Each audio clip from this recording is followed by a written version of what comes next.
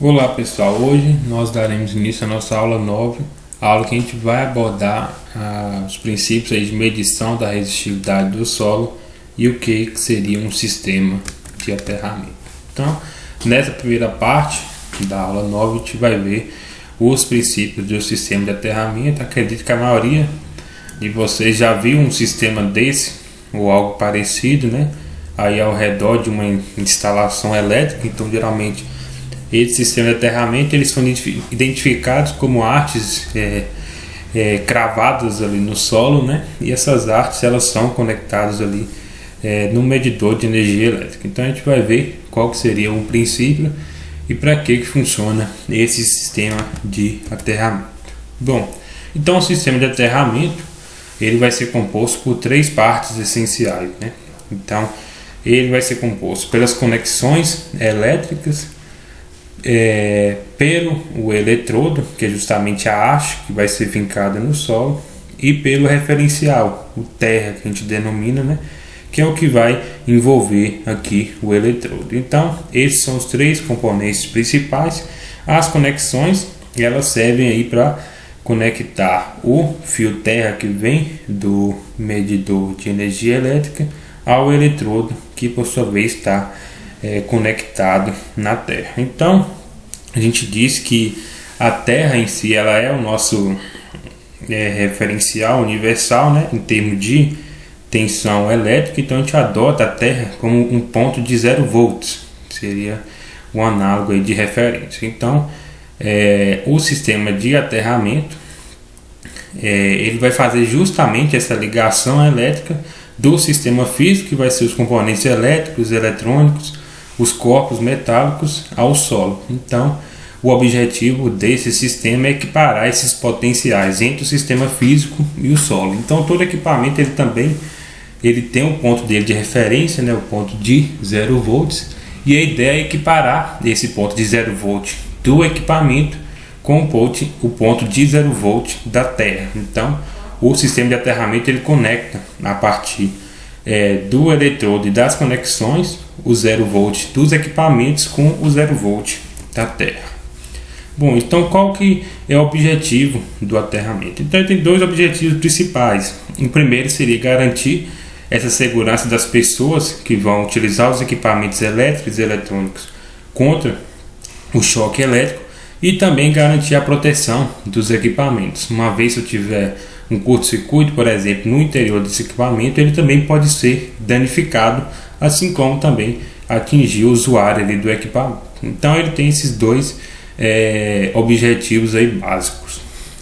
Em termos de produção de choque elétrico, a gente viu que correntes contínuas produzem choque elétrico no usuário, assim como também a corrente alternada. Então, se vocês lembrarem, a corrente alternada a gente consegue extrair a componente RMS dele, e essa componente RMS é ela que me estabelece justamente a componente análoga de corrente contínua dessa minha corrente alternada. Então a gente viu que ela também produz uma resistência dissipação de energia. Então essa dissipação que vai produzir o choque elétrico. Então geralmente o choque elétrico ele também ocorre quando a gente tem um tempo de circulação ali no corpo humano maior que 3 segundos, né, que pode ser até fatal, dependendo do nível de corrente. A gente vai ver isso ainda.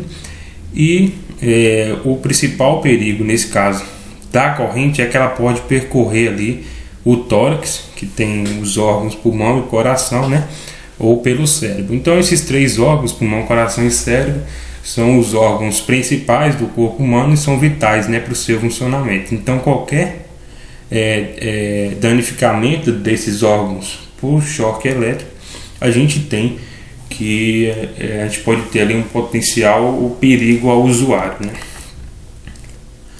Então o choque elétrico ele é estabelecido a partir de diferentes níveis de corrente. Então a partir desses diferentes níveis de corrente a gente tem diferentes sensações no corpo. Então aqui a gente foi elencado alguns níveis de corrente. Então o primeiro caso que a gente tem uma corrente de até 1 mA, ela vai apresentar no usuário que está tomando ali o choque elétrico, né, sensação de formigamento. Então a gente diz que ela está ali na região de limiar de sensibilidade. Então o usuário já começa a sentir um formigamento ali, principalmente nas regiões do pé e da mão. Correntes de 5 a 15 mA, elas já começam a produzir contração muscular e dor para a pessoa ali que está sofrendo um choque elétrico. De 15 a 25 mA já é o principal aí divisor, né, entre um choque que não é letal e letal, e já começa a produzir contrações violentas na pessoa que está sendo submetida ao choque elétrico. Ele também caracteriza pela impossibilidade de soltar esse objeto, então ele agarra na estrutura metálica, os músculos dele contraem e ele continua ali tomando choque, né? Então esse é um dos pontos negativos da anatomia do corpo humano em relação a essa questão de choque elétrico. Então o próprio corpo humano, ele, no caso, ele potencializa esse efeito, né, quando ele contrai os músculos e continua ali submetendo ao choque elétrico. Ele também, esse nível de corrente pode causar morte aparente ali do usuário, assim como também asfixia. Já a corrente de 25 a 80 mA, ela já também trabalha com a faixa de morte aparente do usuário, asfixia, assim como também fibrilação ventricular. Então, nesse caso, são aplicados por protocolo, né, a utilização de aparelhos de respiração artificial e massagem cardíaca. Correntes maiores que 80 mA, são utilizadas para produzir a desfibrilação elétrica na pessoa. Já a corrente de ampere, elas vão provocar ali queimaduras e mortes quase que instantâneas ao usuário. Então isso acontece principalmente em manutenções de linha de transmissão, quando o operador ele toca uma linha que apresenta níveis elevados de corrente, é quase que instantânea, né, essa morte dele e a queima do corpo humano. Então o que a gente tem é uma comparação entre diferentes valores de resistência para o corpo humano, considerando situações que a gente tem a presença de água ou não ali nas mãos do usuário. Então aqui a gente tem 4 casos, né, em que o usuário está com a mão seca, com a mão úmida, molhada e imersa na água. Então aqui tem os valores padrões de resistência observado entre uma mão e outra. Então a gente parte aqui de 5 kΩ até 500 ohms. Então a gente percebe que ela reduz 10 vezes, né, esse valor de resistência. Então a gente viu que uma corrente perigosa, que é que começa a provocar contração do corpo humano, ela já é aqui do nível de 20 mA. Então pela lei de Ohm, V igual a RI, eu vou utilizar esse valor de resistência com o limiar de corrente aqui, que a gente considera a corrente perigosa. Então observe que para a mão seca a gente vai ter uma tensão de 100 volts para produzir essa corrente de 20 mA, que já é letal, né? E para a mão imersa na água a gente tem apenas uma tensão que 10 volts já produz essa corrente perigosa. Então observe como o efeito da umidade e da presença da água, ele potencializa esse efeito aqui do choque elétrico no corpo humano. Então, para a mesma situação, para a mesma corrente que a gente analisou, a gente tem aqui uma multiplicação de 10 vezes, né, da tensão na situação da mão imersa na água para a mão seca. Então, para a mão imersa na água, precisa apenas de 10 volts para produzir uma corrente perigosa já ao corpo humano, né, que vai provocar contrações. Então, voltando aqui ao princípio do sistema de aterramento, então, em que caso que será aplicado o sistema de aterramento? Então, a gente tem que todo equipamento elétrico ele pode sofrer curto-circuitos internos, né? Esse curto-circuito interno acontece quando um condutor de fase, ele pode descascar, sofrer um desgaste mecânico e a parte dele viva, né, que está conduzindo corrente, tocar na carcaça metálica do equipamento. Nesse caso ele vai energizar a carcaça inteira do equipamento com a parte viva aqui do condutor de fase. Então nessa situação, se o operador ali do equipamento tocar nessa carcaça, ele vai sofrer o choque elétrico. Então por que ele sofre esse choque elétrico? Então aqui a gente tem um circuito análogo, né? em que a gente tem o sistema de alimentação representado pela fase e neutro, e o nosso equipamento é representado por uma resistência. Então a gente viu que na situação de curto-circuito a fase de alimentação ela toca na carcaça. A carcaça é um condutor, né? Então se a pessoa toca na carcaça, então ela está tocando aqui na fase do meu sistema. Então nessa situação parte da corrente vai passar pela pessoa. Então a pessoa que é representada por uma resistência. Então todo o corpo humano ele tem uma resistência associada entre as mãos, entre os pés, o pulmão e a mão, e assim sucessivamente. Então essa a depender dessa região que ele está tocando, a carcaça, né, ele vai sofrer aí um choque devido a essa parte da corrente que vai estar passando pelo corpo humano. Então, para evitar essas situações, a gente tem no Brasil duas normas que regulamentam essa parte de proteção e segurança para pessoas e equipamentos elétricos. Então no Brasil a gente tem a NBR 5410, que é utilizada para baixa tensão, e a NBR 14039, que é utilizada para média tensão. Então no Brasil, que desde 1997 um dispositivo chamado diferencial residual, o DR, ele é obrigatório nas instalações elétricas, e ele é aplicado principalmente em circuitos que atendem locais como banheiros, cozinhas, copas, cozinhas, lavanderias, área de serviços e áreas externas. Então a gente vai ver, antes de ver o princípio de funcionamento dele, né, por que ele é obrigatório nesses locais. Então se vocês observarem, esses locais eles não são escolhidos à toa, porque são os locais com maiores índices de choque elétrico. Então são regiões como banheiro e cozinha, em que a gente tem a presença de equipamentos elétricos em proximidade com água. Então a gente tem a potencialização, né, como a gente viu, do choque elétrico quando a gente une esses dois fatores, equipamento elétrico com água. Então nessa situação a norma, a NBR 5410, estabelece desde 1997 que é obrigatório no Brasil a utilização desse dispositivo. Então o que seria esse dispositivo diferencial residual, que é utilizado na proteção contra choque elétrico? Então o dispositivo diferencial residual, ele detecta fuga de corrente no circuito elétrico onde está ocorrendo a falha, né, evitando então o choque por contato direto ou indireto. Então basicamente o que ele faz é medir a corrente de entrada e saída do circuito. Então a gente sabe pela lei de Kirchhoff das correntes, o valor da corrente que entra tem que ser igual ao valor da corrente que sai. Então esse dispositivo monitora justamente isso. Então a partir do momento que ele identifica que essa diferença ela não é igual a zero, ou ela não está dentro de um limiar ali estabelecido, ele vai produzir o seccionamento desse circuito. O que seria esse seccionamento? Ele vai abrir o circuito e não vai permitir mais a alimentação do equipamento elétrico. Então a partir do momento que ele cessa a alimentação do equipamento, a gente tem também que o choque ele é cessado ali na pessoa que está sofrendo o choque elétrico. Então essa é a atuação do DR na proteção contra o choque elétrico.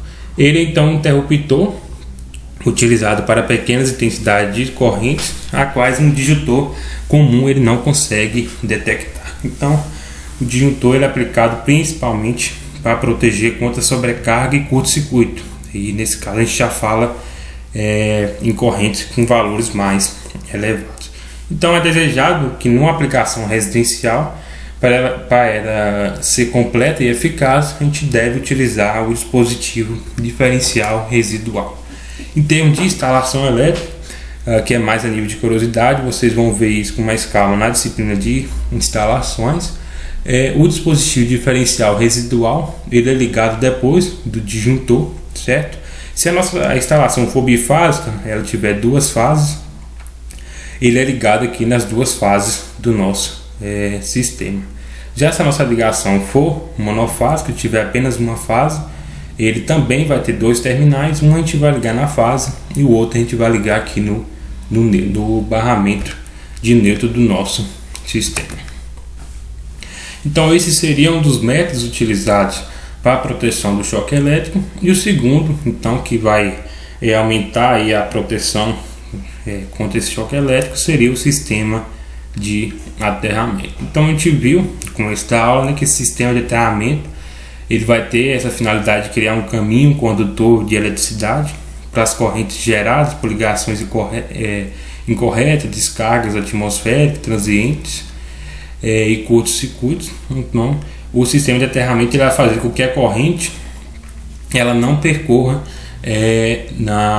no corpo humano e sim no sistema de aterramento. Então ela vai reduzir esse perigo tanto para pessoas como para os animais, fazendo essa proteção aí, né, isolando justamente contra essas faltas, esses curtos-circuitos em relação à Terra. A gente tem também que nenhum sistema de aterramento ele vai ser 100% seguro, porque ele depende muito aí das variáveis de instalação, né? Então é sempre desejável que a gente tenha uma resistência de aterramento bem baixa, que é a que se aproxima de um curto-circuito.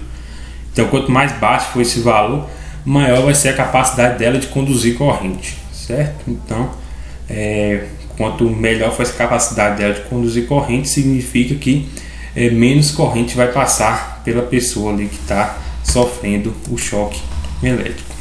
Então esse sistema de aterramento, a gente viu que eles são barras cravadas no solo, barras condutoras. A gente tem diferentes tipos de fazer esse sistema de aterramento. Então o primeiro, que é muito utilizado em residência, seria cravar apenas uma haste no solo, né, que seria uma haste simples.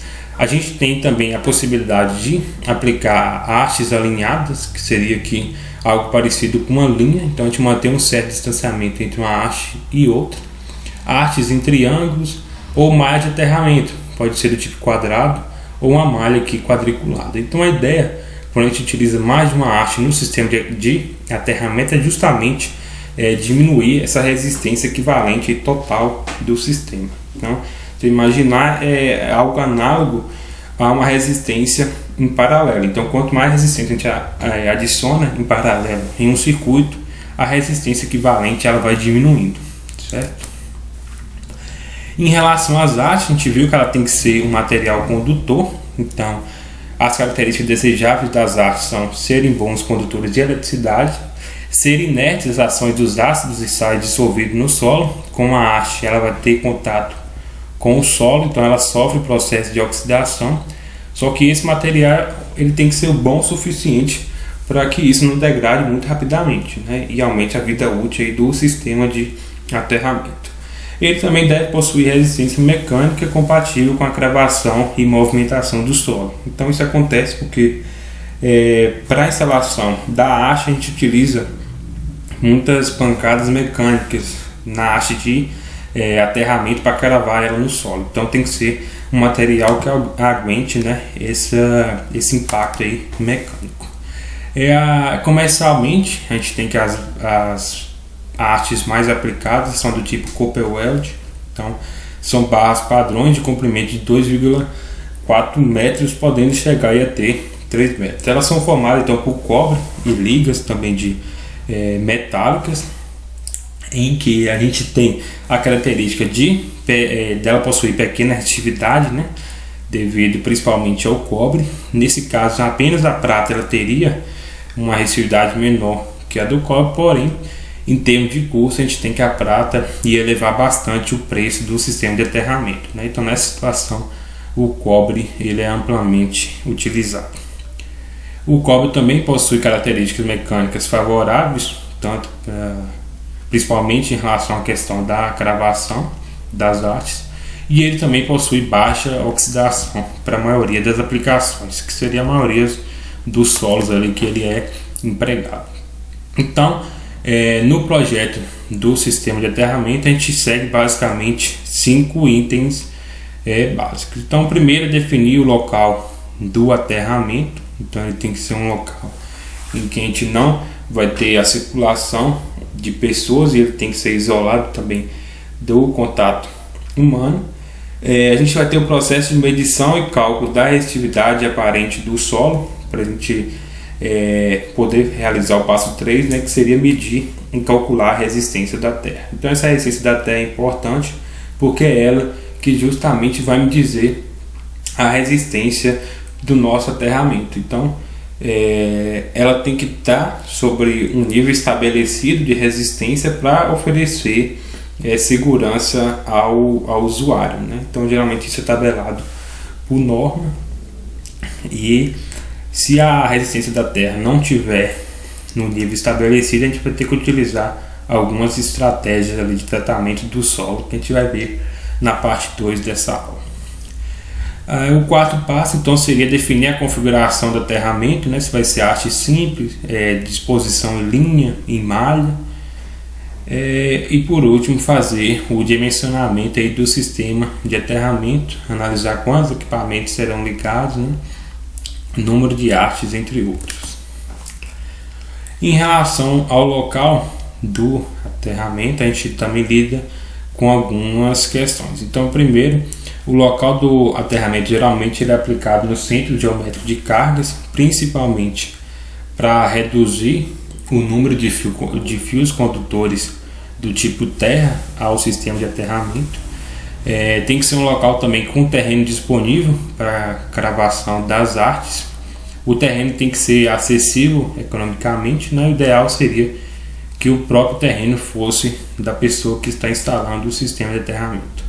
Ele deve ser um local seguro às inundações, para evitar choque elétrico nas pessoas que estiverem ali perto do sistema de aterramento, e ele também não deve comprometer ali a segurança da população em termos de contato do usuário com o sistema de aterramento.